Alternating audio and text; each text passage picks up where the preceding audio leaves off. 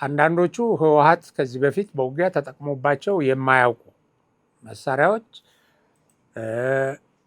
ተሽከርካሪዎች እና ደግሞ ገና አሁን እየወጡ ያሉ ተቆፍሮ ከተቀበረበት እየወጡ ያሉ ህልቆ መሳፍርት የሌላቸው በዚህ ደረጃ ህወሓት ተመቶ አንድ ድሮን የውጭ ኃይል ቢተኩስ ጀነራል ባጫ ያሉት ነው የሚሆነው። እነዚህ የቡድን መሳሪያ ተኳሾቹ እና የሜካናይዝድ ተኳሾቹ ሲጠፉ ሲሸሹ፣ ግማሾቹ ሲማረኩ የተወሰነው እንዳለ ተማርኳል፣ የተወሰነው ባለበት ተቃጥሏል።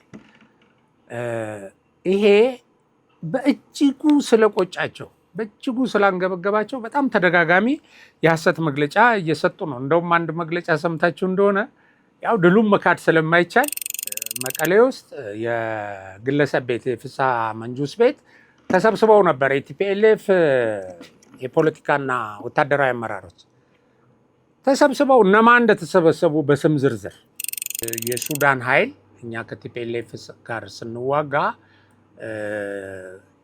ገብቶ ከያዘው ቦታ ውስጥ ነው ያ አካባቢ። እነሱ ያን ጊዜ እዛው ይዘው ቆዩ። ከዛ በኋላ ህወሓት ከአልቡርሃን ኃይል ጋር ተመሳጥሮ ሰራዊት ወደዛ ማጓጓዝ ጀመረ። ያው በቅጥረኝነትም እየሸጠ እነዚህ ደቡብ ሱዳን በሰላም ማስከበር ላይ የነበሩ አመራሮች ወደዛ ገቡ።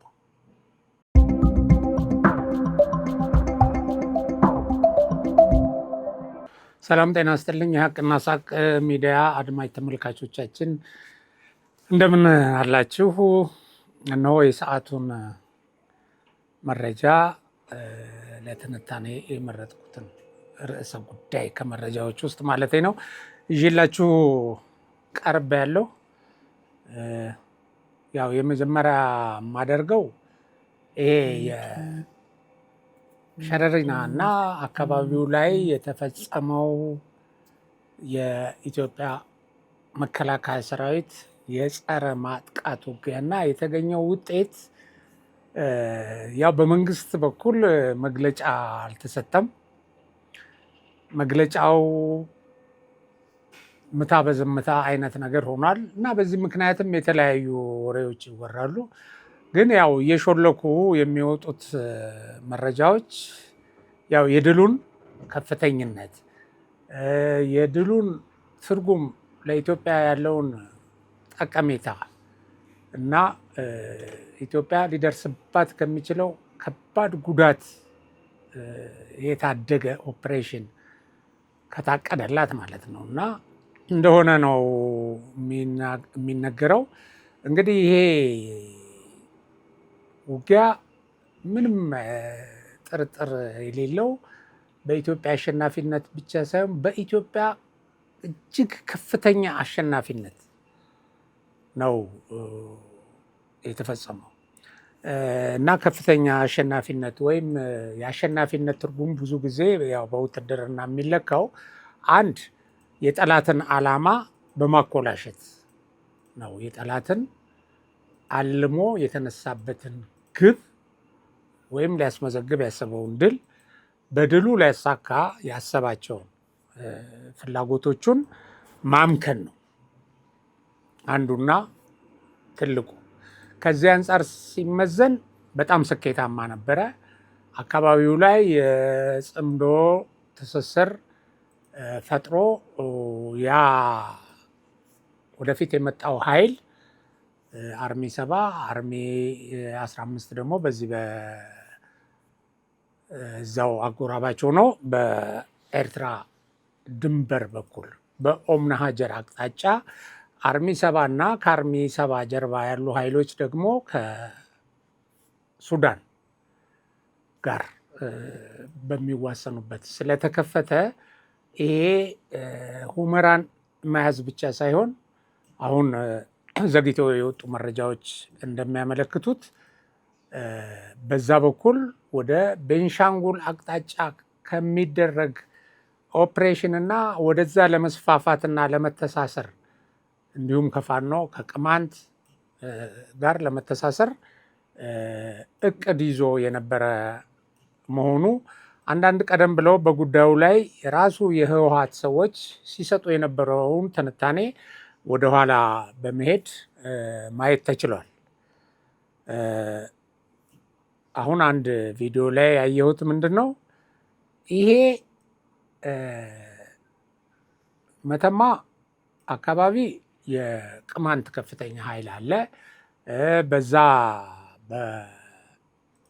በዛው ተሳስሮ በጎንደር አቅጣጫ ፋኖ አለ። በዚህ በኩል በኡምና ሀጀር ኤርትራ አለ። በአርሚ 7 ለማጥቃት በገባበት አቅጣጫ ሱዳን አልቡርሃን ኃይል አለ እና እዛ ተኩስ ሲጀመርና የመጀመሪያው ኃይል ገብቶ ፊት ለፊት ያለውን የኢትዮጵያን እና የዚህ የተከዜ ሚሊሻን ሲመታና መንግስት ወደ አጸፋ ተኩስ ሲገባ በዚህ በአጸፋ ተኩስ የድሮን ውጊያ ሲከፍት የተወሰነው ኃይል ሱዳን ውስጥ የተወሰነው ኤርትራ አካባቢ ይሄ ኦምና ሀጀር የሚባለው ቦርደር ጋር በተለይ የአርሚ 15 ይዞታ እሱ ነው እና በሚያደርግበት ጊዜ እነዚህ ኃይሎች ተስበው ወደ ውጊያ እንዲገቡ ኦልሬዲ ሬዲ ሆነው ያሉ ስለሆነ ማለት ነው። ግን በራሳቸው ምክንያት ወደዛ ነገር አልገቡም እና ይሄንን የተነተነ አንድ የህወሓት የዲጂታል ሚዲያ ላይ የሚሰራ ብዙ ጊዜ እንደ የህወሓት አፈቀላጤ የሆነው ከህወሓት ጀነራሎች መረጃ እየተሰጠው የሚዘግብ ኃይሌ ደደቢት የተባለ ሲገልጽ እንደዚህ ነው። 360 ዲግሪ ከበነዋል የተከዜን ኃይል እዛ አካባቢ ያለውንና የፌዴራል ኃይል 360 ዲግሪ የተከበበ ነው ይላል። የተከበበ ነው እንግዲህ የውስጠኛውን ከበባ ደግሞ ራሱ ከትግራይ መሀል ከሺሬ እና ከዚህ ከደቡብ ትግራይ የሚመጣውን አድርጎ ማለት ነው። ይሄ የተከበበ ኃይል ነው፣ እዛ አይወጣም ይላል። እዛ የተኩሱ ጥረት ሲከፈትበት የሚሄደው ወደ አየር ኃይል ወደ ድሮን ጥቃት ነው የሚሄደው። ያን ጊዜ ቀጠናዊ ይሆናሉ ውጊያው ብለው ካልኩሌት አድርገው የሰሩት ነው። ቀጠናዊ ሲሆን እነዚህ ኃይሎች መጥተው ይሄን 360 የተከበበ ኃይል እዛ ድምጥማጡን ያጠፉታል። ከዛ የሚያቆመው ኃይል የለም ነው የነበረው ትንታኔ እና ይሄ ያቆመ ነው ኦፕሬሽኑ። ይሄን ካቆመ በኋላ አሁን የምርኮ መሳሪያዎች የወጡ አሉ። በጣም ስትራቴጂክ መሳሪያዎች፣ የቡድን መሳሪያዎች፣ ወሳኝ የሆኑ የቡድን መሳሪያዎች፣ አንዳንዶቹ ህወሓት ከዚህ በፊት በውጊያ ተጠቅሞባቸው የማያውቁ መሳሪያዎች፣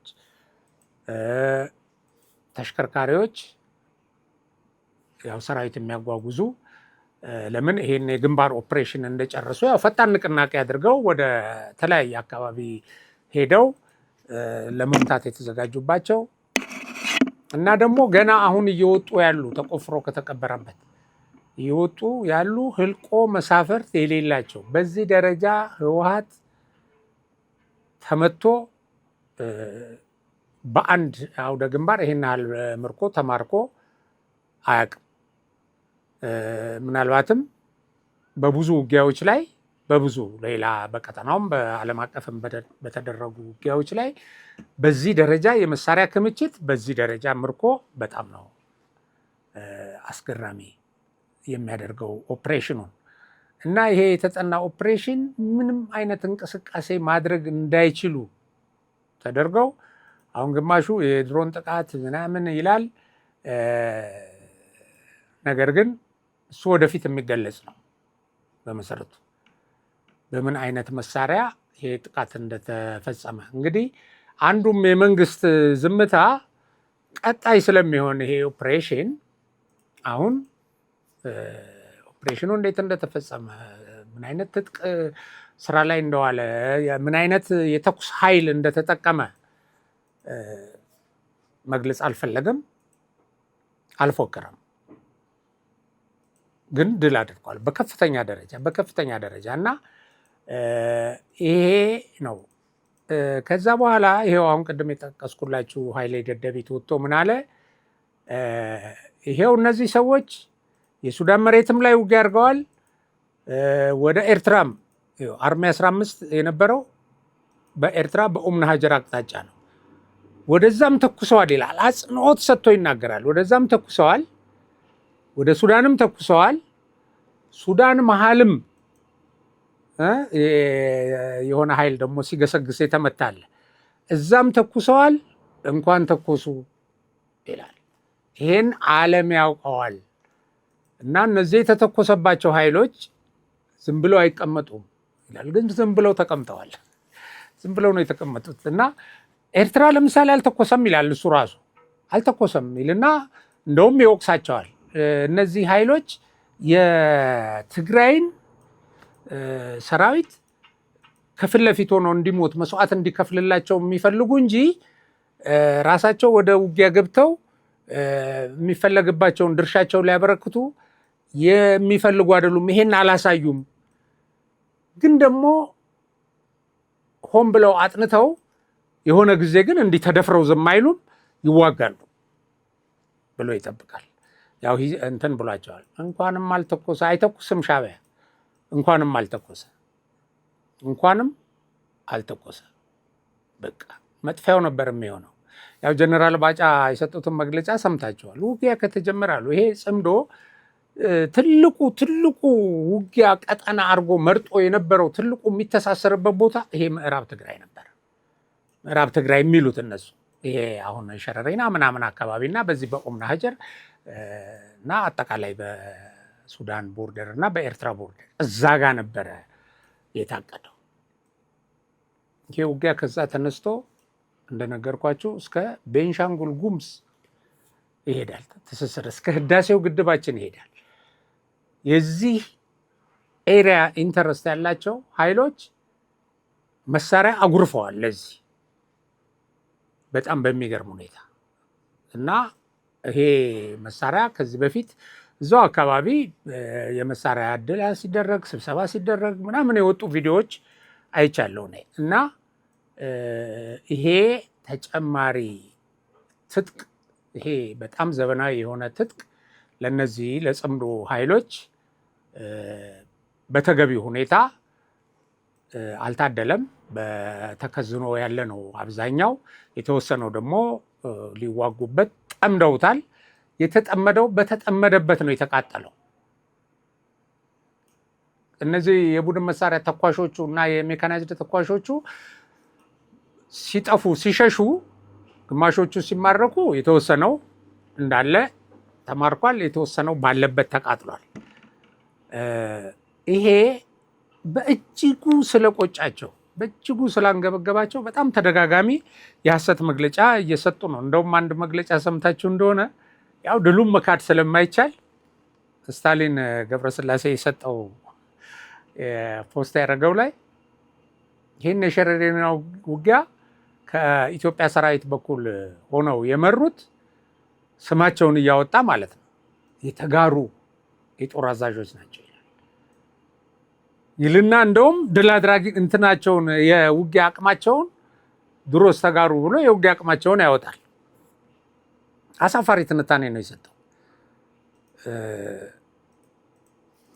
የትም ቦታ ኢትዮጵያዊ የሆነ ሰው ለቆመለት ዓላማ ይዋጋል። ገና እኮ የሰላም ኃይል የሚባለው እኮ ገና ይጠብቃል እኮ እሱ።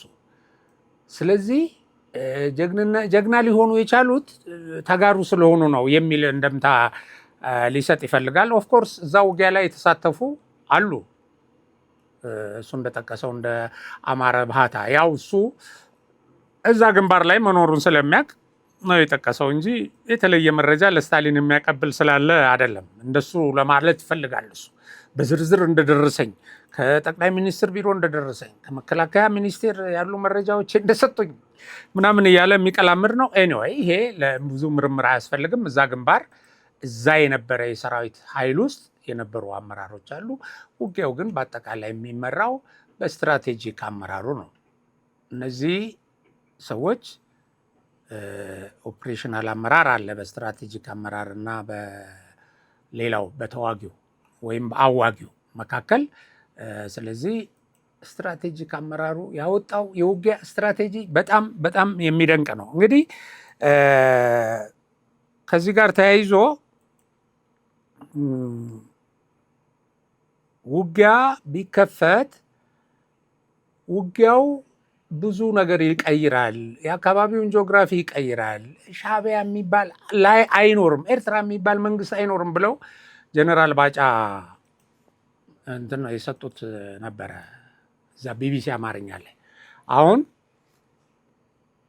እሱ ቃለመጠይቁ በጣም በዝርዝር እንግዲህ ወደፊት ይወጣል። ተቆንጽሎ የቀረበውን ነው ያየ ነው። በራሱ ግን የሚናገረው ነገር አለ። በራሱ እውነት አለው፣ ሙሉ ነው በራሱ። ይሄም አሁን የቀረበው ቢኖር ምንድነው እሳቸው የሚሉት? ጦርነት ውስጥ ከገቡ በቃ አይኖርም፣ የኤርትራ መንግስት የሚባል አይኖርም።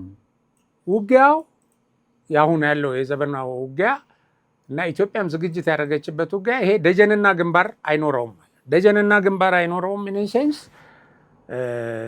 የሆነች ግንባር ቦታ የምትዋጋበት፣ ደጀንህ ግን ከኋላ ሆኖ ውጊያውን የሚደግፍ ለውጊያው ትዕዛዝ የሚሰጥ አመራር ምናምን ሎጂስቲክ የሚያቀርብ እዛ በደጀን ያለው እንደዛ አይነት ውጊያ የለም። እና ግንባር መተህ እዛች አሁን ለምሳሌ የተባለው ኦምና ሀጀር ሁመራ ምናምን አካባቢ ላይ ሲተኩስ ሻዕቢያ ደጀኑ ይሄ አስመራ ያለው ምናምን የጦር ግንባር ነው የሚሆነው። የጦር ግንባር ነው የሚሆነው። ትጥቁ አደረጃጀቱ የኢትዮጵያ መንግስት ይሄ ነው የተደራጀበት ሁኔታ በግልጽ ሊታወቅ የሚገባው ማለት ነው። አሁን ለምሳሌ ስለ ድሮን በጣም በተደጋጋሚ ይገለጻል። የኢትዮጵያ መንግስት ድሮን እንደዚህ ታጥቋል፣ ገዝቶ አስገብቶ ከተለያየ ሀገራት እንደዚህ እየተባሉ የሚገለጹበት ሁኔታ አለ። ግን እንደሱ ነው ወይ ያለው ሁኔታ? እና ተመተዋል ሁሉ በድሮን የሚል አስቀኝ መግለጫ ለመጀመሪያ ጊዜ የኢትዮጵያ ሰራዊት ድሮን ቀመሰ ይላል። አንድ ድሮን የውጭ ኃይል ቢተኩስ ጀነራል ባጫ ያሉት ነው የሚሆነው። አንድ ቢተኩስ አንድ ይሄ ጽምዶ የተባለው ተረዳርተን የኢትዮጵያ መንግስት እናፈርሳለን አይደለ እና ኢትዮጵያ የምትባል ሀገር እንዳትኖር እናደርጋለን ብሎ የተደራጀ ኃይል ነው። ስለዚህ ይሄ እንደ ጽምዶ ወደ ውጊያ የገባለታ ነው የሚያልቅለት። ሌላው በጽምዶ ውስጥ ያለው ኃይል በሙሉ ማለት ነው፣ ከውጭም ከውስጥም። ግን እንደሱ አልሆነለትም። ወያኔም ብቻ ጋፍጠው በቃ ቀጥል እኛ እንገባለን እንትን በሚልበት ጊዜ ተባብለው ቃል ገብተው አንዱም የጽምዶ ኃይል አልገባለትም። እና የኢትዮጵያ ሰራዊት እንዳልኳችሁ በራሷ ትጥቋን የምታመርት ሀገር ነች። ምን ይላል አሁን የእንትኑ የኢትዮጵያ ዝግጁነት በትንሹ በቀን 10 የተቀናጀ የድሮን ጥቃት መፈጸም ይችላል ይላል። 10 ሲልህ ግን 10 ድሮን ማለት አይደለም። 79 ሰው ሰራሽ አስተውሎት የተገጠመላቸው ረቂቅ ድሮኖችን ከተለያዩ ማዕከላት በተመሳሳይ ጊዜ በማስነሳት የተለያዩ የጠላት ታርጌቶችን በአንድ ጊዜ ለማጥቃት የሚያስችል አስተማማኝ ብቃትና ዝግጁነት ገንብታለች። ይሄ ድሮን ሲስተሙ 79 ሰው ሰራሽ አስተውሎት የተገጠመላቸው ረቂቅ ድሮኖችን ከተለያዩ ማዕከላት በተመሳሳይ ጊዜ ከአንድ አቅጣጫ ወይ ከአንድ ቦታ አይደለም፣ ከተለያዩ ማዕከላት በተመሳሳይ ጊዜ በማስነሳት የተለያዩ የጠላት ታርጌቶችን በአንድ ጊዜ ለማጥቃት የሚያስችሉ ዝግጁነት አለው። ይህ አቅም ሲለካ በአፍሪካ ሀገራት ውስጥ የኢትዮጵያን አቅም የሚገዳደር ቀርቶ በቅርብ ርቀት የሚከተላት የለም ነው የሚለው መረጃው። ይሄ እንደው እንዴት ነው እንደዚህ የተጋነነው የምትሉትን ይሄ ወታደራዊ ጠበብቶች የሚፈቱት ወይም የሚያብራሩት ጉዳይ ይሆናል። እና ስለዚህ አሁን እነዚህ 79 የሰው ሰራሽ አስተውሎቶች በአንድ ጊዜ 679 ድሮኖችን ማስነሳት ይችላሉ በአንድ ጊዜ። እነዚህ 79 ሰው ሰራሽ አስተውሎት የተገጠመላቸው 679 በአንድ ጊዜ ሊያስነሱ ይችላሉ። እና ይሄ ማለት እንግዲህ በትንሹ በቀን 10 የተቀናጀ የድሮን ጥቃት ቢደረግ አጠቃላይ ውጊያ ተከፍቶ 10 የተቀናጀ የድሮን ጥቃት ቢደረግ 10ን በ679 ስታባዛው 6790 ጥቃቶችን መፈጸም እንዲችል ተደርጎ ታሳቢ ተደርጎ የተሰራ ነው። ይህ ምናልባት ውጊያው በተከፈተ በአንድ ቀን ውስጥ ውጊያውን ሊጨርስ ይችላል። ውጊያ ለማሳጠር ነው፣ መስዋዕትነት ለመቀነስ ነው የኢትዮጵያ መንግስት የሚዘጋጀው። ይሄ ሰብአዊ ኃይል የሚማገድበት የሚሞትበት ይሄ አሁን ወያኔ እንዳለ እነዚህ አርሚዎች እንዳስፈጀበት አይነት ዝግጅት አይደለም አሁን ያለው ዝግጅት። ስለዚህ በራሷ አቅም ይሄንን መወጣት የምትችል ነች። እና እንግዲህ ሌላው እንግዲህ በጦር ግንባር የሚለካ ወይም የሚታይ ነው በተግባር እና እስካሁን ኢትዮጵያ ይሄን አቅሟን አልተጠቀመችም። ከዚህ አቅሟ ምኑም እንደዚች መዛም አልተጠቀመችም። አንዳንድ ቦታ እንደውም የመንግስት አሁን አቅጣጫ ይቅርባችሁ አትችሉኝም ነው። ይሄን ሁሉ መረጃዎች እንዲወጡ የሚደረገው አትችሉትም የኢትዮጵያ መንግስት ለማለት ነው። እኛም ይሄን የምናቀርበው ባለፈው ለምሳሌ መቀሌ ውስጥ የግለሰብ ቤት የፍስሐ መንጁስ ቤት ተሰብስበው ነበር የቲፒኤልኤፍ የፖለቲካና ወታደራዊ አመራሮች ተሰብስበው እነማን እንደተሰበሰቡ በስም ዝርዝር ቁጭ አደረገላቸው መንግስት። ከኔ እይታ የተደበቀ አይደለም። እዚህ ቦታ ተሰብስባችሁ እንደዚህ ተደርጎ የመረጃ ክፍሉ ይሄን እንዲወጣ አደረገ። ምንድን ነው እኔ እንደዚህ ነኝ፣ የት እንዳላችሁ አውቃለሁ፣ በእያንዳንዱ ደቂቃ የት እንዳላችሁ ምን እንደምታደርጉ አውቃለሁ እና አስፈላጊ ሲሆን የድምፅ ቅጃቸውን ሁሉ ማውጣት ይችላል። የተወያዩበትን አጀንዳ የመሳሰለውን በዚህ ደረጃ ረቃለች ኢትዮጵያ። ለዚህ ነው እዚህ ጋር ስትተኩስ ግንባር ላይ ነው ብለህ ተጠባባቂ ኃይልህን ከኋላ አድርገህ ሎጂስቲክህን ከኋላ ገፋለሁ ብለህ አመራር ኮማንድ ፖስት ላይ አዘጋጅተህ አስመራ ወላ ደቀ መሀሪ አዲቀይ ከረን ሊሆን ይችላል እንትነ አዘጋጅተህ ደጀን ነው ስትል አሁን በምዕራብ ለሚመጣው ባሬንቱ ላይ ብታደርግ ኦር ተሰኔ ላይ ብታደርግ ቀጣዩን ሁለተኛ ምሽግህን የመሳሰለውን የለም። እንደዛ የተመረጠ ቦታ የለም። የስበት ማዕከሉን በአንድ ጊዜ ድምጥ ማጡን በማጥፋት አሁን የሆነ መሰለኝ እንደውም ስለምንችል ነው። እኔ በጣም ነው ያረካኝ ጀነራል ባጫ የሰጡት እንትን አይኖርም ከዛ በኋላ አሉ። በቃ ውጊያ ኢትዮጵያ ላይ ከፍቶ አይኖርም። ለምን ማጥፋት አለብን ጠላታችንን። ጠላታችን እኮ እቅዱ ኢትዮጵያን ማጥፋት ነው፣ ነግሮናል።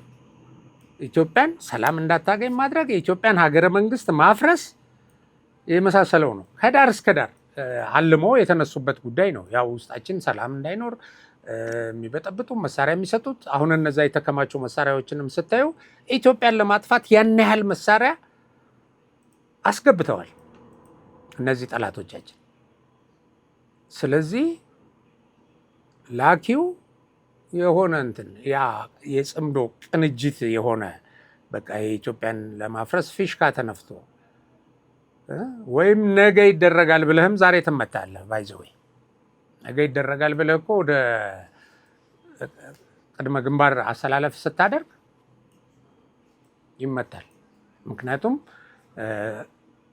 አሁን የመጥፋትና ያለመጥፋት ጉዳይ ነው እና አለመጥፋትን ከመረጥን ደግሞ የሚያጠፉንን ማጥፋት አለብን። በዚህ ደረጃ ያለ ወታደራዊ ዝግጁነት አለ። ይሄ እንግዲህ የእግረኛ ትጥቆች አሉ፣ በጣም ዘመናዊ የእግረኛ ትጥቆች፣ የቡድን መሳሪያዎች፣ የሜካናይዝድ መሳሪያዎች አሉ። ባለፈው እንደነገርኳችሁ ሞቢላይዜሽኑ ደግሞ ፈጣን ነው። እንደዚህ ስለሆነ ተሰብስባችሁ በይፋ ጽምዶን አፍርሳችሁ በቃ ይቅርብን፣ አይዋጣንም። ለምን ይሄ የሸረሪናው ውጊያ መልእክቱ ይሄ ነው። በቃ አትችሉም ነው መልእክቱ። አትችሉም፣ ትስስራችሁ ይበጣጠሳል በማንኛውም ሰዓት ውስጥ። ማንን ቀድሜ መምታት አለብኝ ወይም እኩል መምታት አለብኝ ሁሉንም። አሁን ቅድም እንዳያችሁት ይሄ አሁን የድሮኑ ትስስር በእኩል ሰዓት ከሱዳን የሚነሳውን ከኤርትራ የሚነሳውን ከትግራይ የሚነሳውን ከዚህ ከፋኖ ምን እንደም ቅማንት ምን ይሄንን ሁሉ እየለቃቀሙ አሁን ባለፈው ሲተነትኑ ነበር። እነዚህ ስላሉ ቅማንት በዚህ ያለ ያገው ሸንጓ አለ። ይሄን ሁሉ ከበለሳ እንደዚህ አምጥተን እንደዚህ ዙሪያውን ከበን 360 ዲግሪ ከበባ ውስጥ ያለ ነው የመንግስት እና የተከዜ ዘም። ስለዚህ እዛ በቃ እሱ ድምጥ ማጡ የሚጠፋ ነው፣ ያጭር ጊዜ ነው ያሉ ሲፎክሩ ነበር ቀድሞ። አሁን ያቺን መረጃ እንደሆነ ሁሉ ይሄን አያውቁም። በእርግጥ መንግስት ከዚህ በላይ ነው መረጃ፣ የት ጋር ምን እንዳለ የት ጉድጓድ ውስጥ ምን እንደተቀበረ ይቆጣጠራል።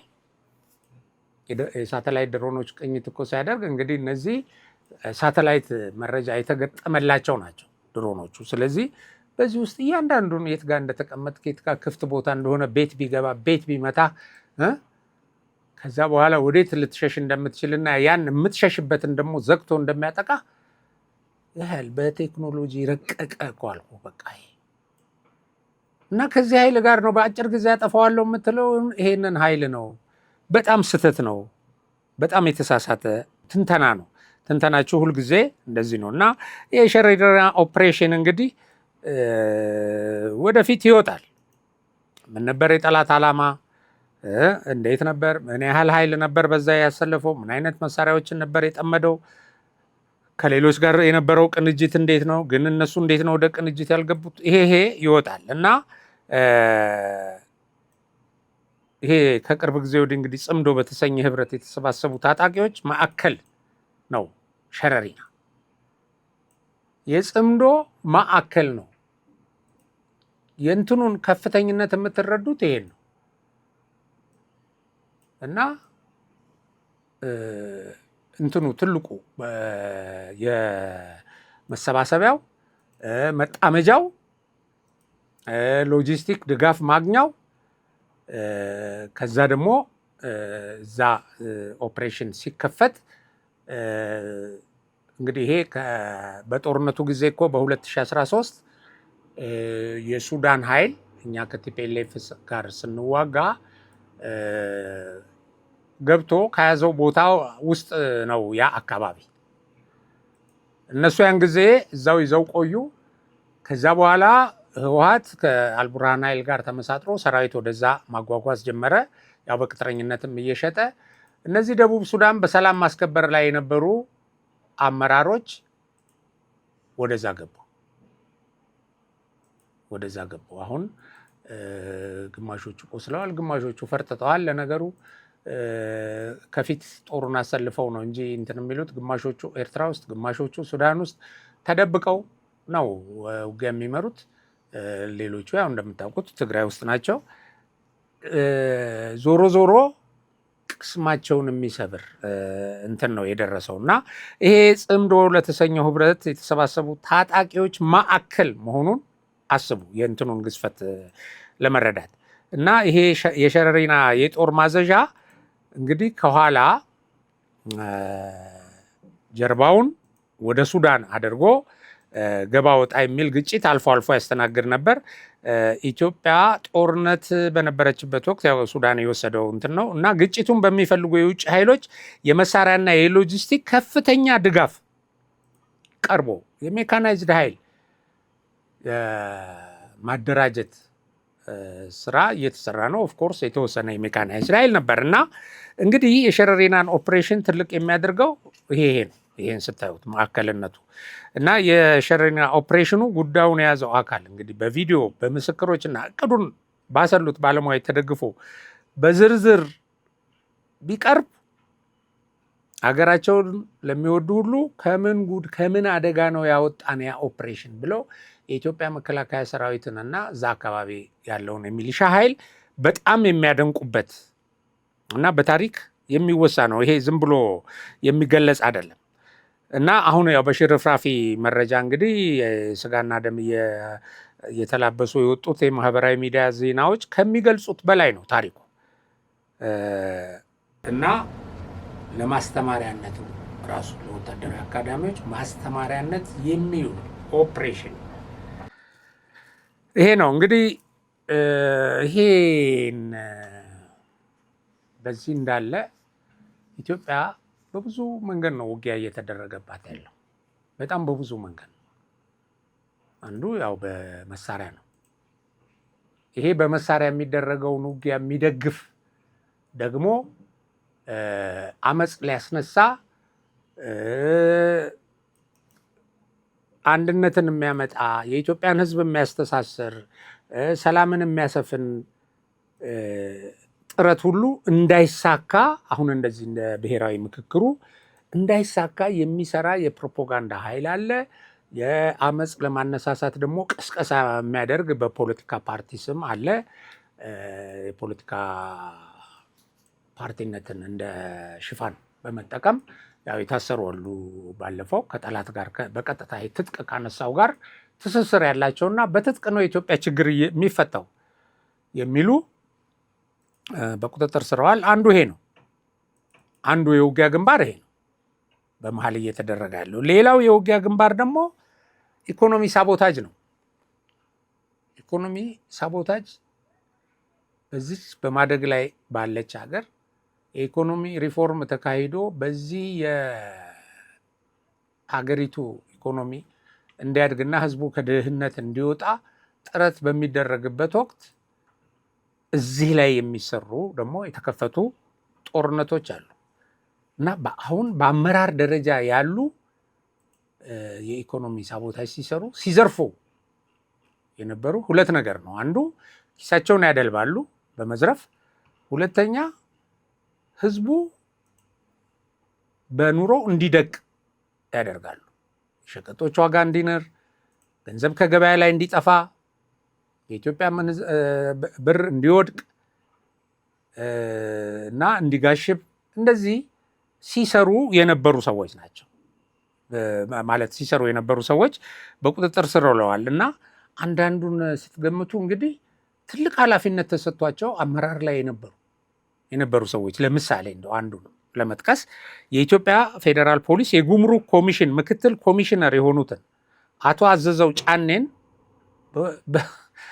በዚህ ወንጀል በቁጥጥር ስር አውሏቸዋል።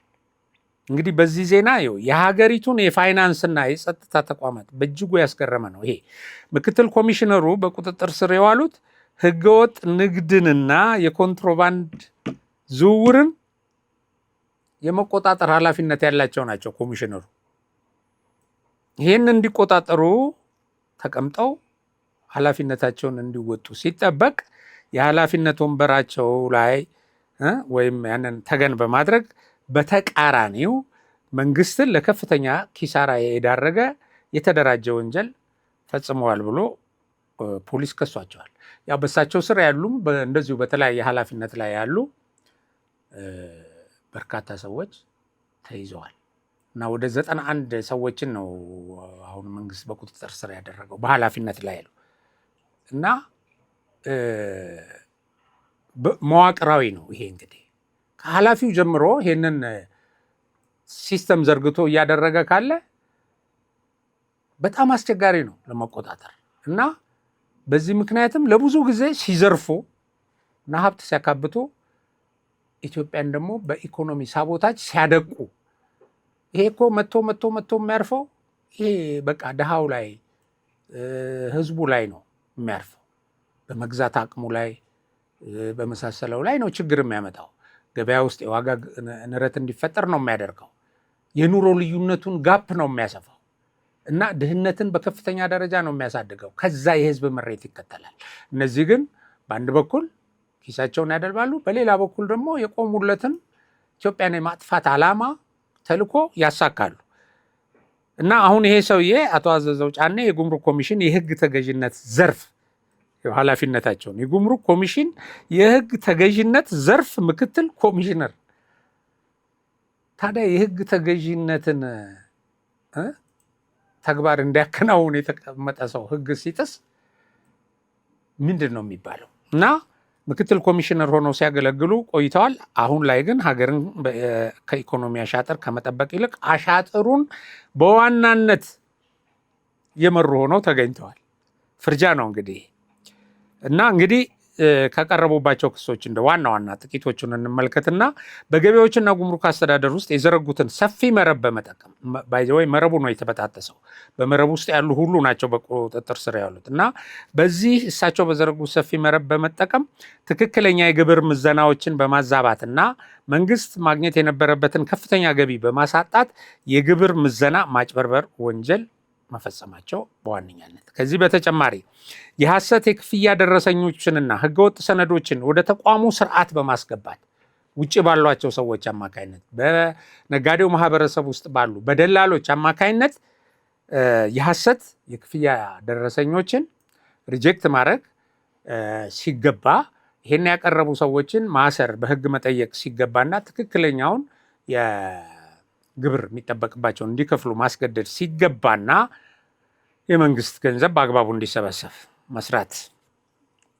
የነበረባቸው ሲሆን ግን የሐሰት የክፍያ ደረሰኞችንና ህገወጥ ሰነዶችን ወደ ተቋሙ ስርዓት በማስገባት አክሴፕት በማድረግ ማለት ነው እና በማስተናገድ የሰነድ ማጭበርበሮች በከፍተኛ ደረጃ እንዲፈጸሙ አድርገዋል እና በተያያዘም የመንግስትን ገቢ ለመቀነስ የፈጸሙትን ወንጀል ዱካ ለማጥፋትና ምርመራን ለማደናቀፍ ሲባል የተቋሙን ቁልፍ የኮምፒውተር መረጃዎች ሆን ብሎ በመደምሰስ የኤሌክትሮኒክስ መረጃዎችን በማጥፋት ክስ ቀርቦባቸዋል።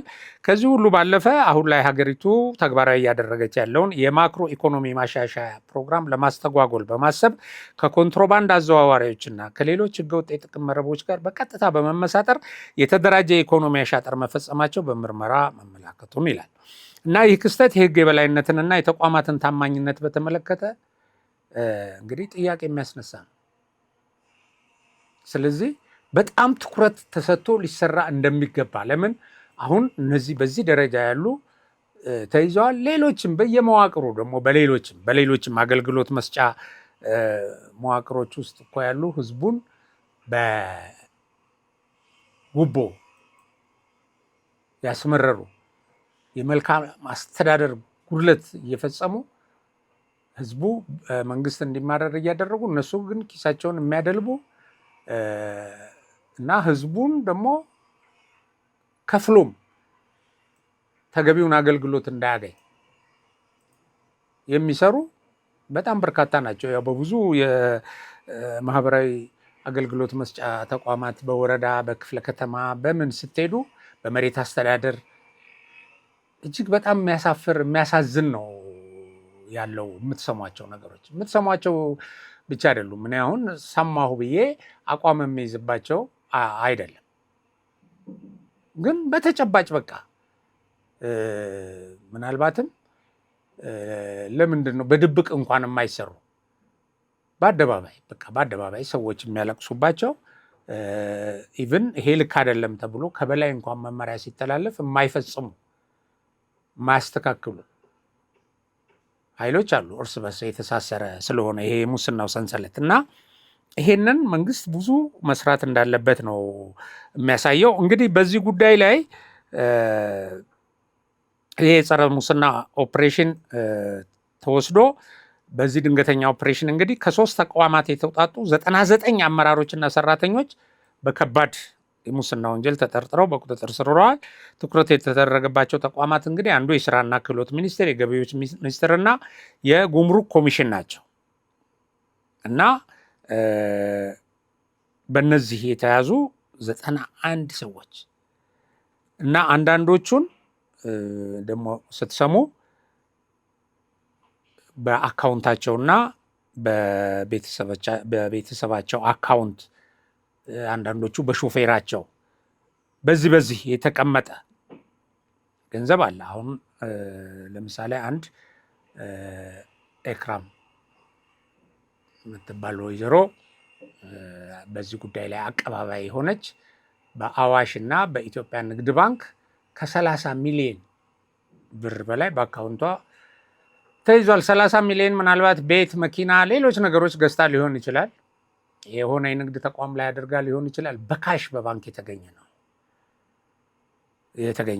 ሁሉም ጋር አካውንታቸው ሲመረመር እና ከነሱ ጋር ቅርበት ያላቸው ሰዎች ሲመረመር እንደዚህ ነው። አሁን አንዱም አካውንት ውስጥ 23.6 ሚሊዮን ብር ተገኝቷል። አቶ ብርሃኑ አሊቃ አስገዶም የሚባል የስራ ገበያ መረጃ ክፍል ኃላፊ። አሁን ይሄ የኦንላይን ሲስተሙ እንዳይሰራ በማድረግ ኤጀንሲዎችን አግዶ በገንዘብ መፍታት፣ ወደ ውጭ ለሚሄዱ ዜጎች ያለ ብቃት ምዘና ሲኦሲ እና ስልጠና በእያንዳንዳቸው እስከ 25,000 ብር ጉቦ እየተቀበሉ ሐሰተኛ ሰነድ ወይም የብቃት ማረጋገጫ ሰጥተው መላክ፣ ሐሰተኛ የኮሚሽን ሪፖርት በማዘጋጀት ሀገር ማግኘት ያለባትን ከፍተኛ የውጭ ምንዛሪ ማሳጣት ምናምን፣ እነዚህ ሁሉ ተደምረው በንግድ ባንክ አካውንታቸው 23.6 ሚሊዮን ብር ገቢ ተደርጎ ተገኝቷል። ባይዘዌ መንግስት እነዚህን ሙሰኞች አካውንት ውስጥ ያለውን ገንዘብ በሙሉ መውረስ ነው ያለበት።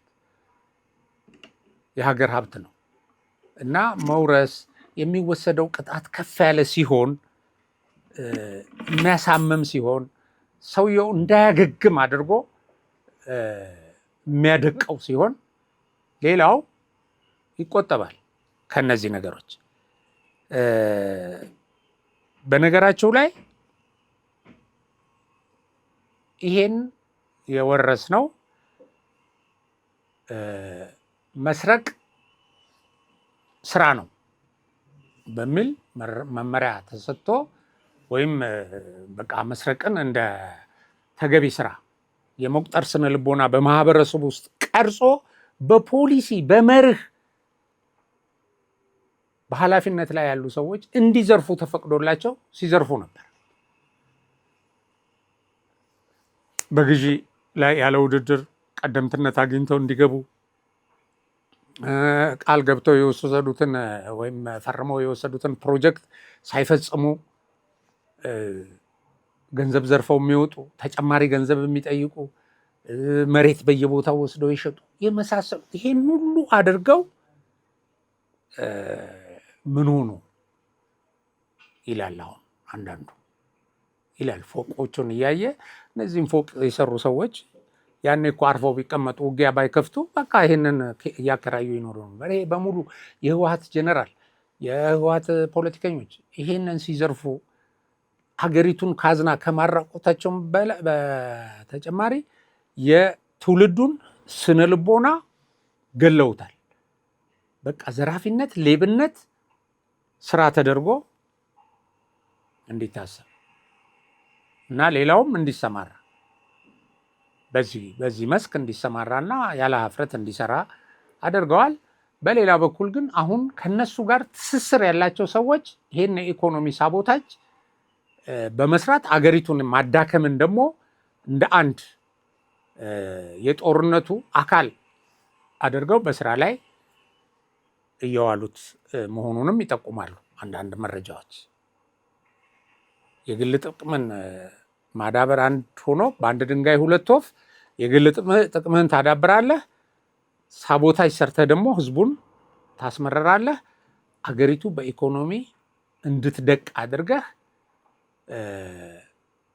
እንዳታድግ እንድትቀጭጭ፣ በዚህ ላይ ጦርነት ሲከፈትባት ያን ጦርነት የሚሸከም ኢኮኖሚ እንዳይኖራት፣ እነዚህ በተቀነባበረ በኩል የሚደረጉ ናቸው። በብዙ ግንባሮች ነው ኢትዮጵያ ላይ ውጊያ እየተደረገ ያለው። ልክ የሸረሪናን ግንባር የፊት ለፊት እንትን እንዳወደም ነው እና እንዳይነሳ አድርገን እንዳደቀቅ ነው። ይሄንንም በኢኮኖሚው ዘርፍ የሚደረገውን ጦርነት መመከት አለብን እና ህዝቡ እፎይ እንዲል መስራት አለብን። በጣም በተከታታይና ጥሩ ጅምር ነው። በጣም ጥሩ ጅምር ነው። ምክንያቱም ይሄ መንግስት አሁን በመረጃ ምንም ችግር የለበትም። ምንም ችግር የለበትም። ማን ምን እንደሚያደርግ፣ የት እንደሚውል፣ ከማን ጋር ሀብቱ ምን እንደሆነ፣ እንዴት እንደሚኖር